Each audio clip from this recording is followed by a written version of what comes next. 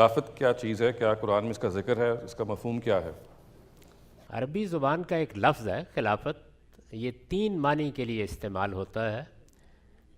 جانشین کے معنی میں استعمال ہوتا ہے، اس کو خلیفہ کہتے ہیں عربی زبان میں۔ یہ کوئی ٹرم نہیں ہے، کوئی اصطلاح نہیں ہے۔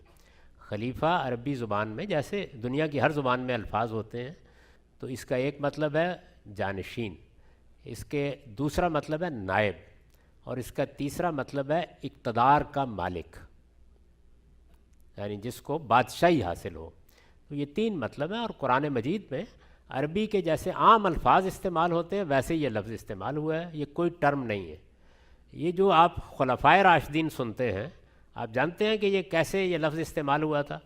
رسول اللہ صلی اللہ علیہ وسلم کے بعد جب جمہوری طریقے سے اقتدار حضرت ابوبکر صدیق کو منتقل ہو گیا تو ان کو لوگوں نے خلیفۃ الرسول کہا، رسول اللہ صلی اللہ علیہ وسلم کا جانشین عربی میں، اس سے اس لفظ کی ابتدا ہوئی ہے۔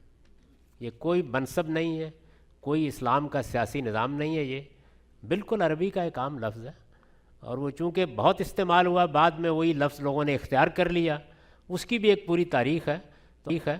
تو اب لوگ خیال کرتے ہیں، بڑے اطمینان کے ساتھ کہتے ہیں کہ اسلام کا ایک نظام خلافت ہے۔ میں پوچھتا ہوں بھائی وہ کیا ہے، ذرا بتا دیجیے۔ اللہ تعالیٰ کا اعلان تو یہ ہے کہ حکومت جمہوری طریقے سے قائم ہونی چاہیے، نہ بندوق کو حکومت کا حق ہے، نہ کسی طبقے کو حق ہے، نہ کسی فلسفی کو حق ہے، نہ کسی گروہ کو حق ہے، وہ لوگوں کی رائے سے قائم ہوگی۔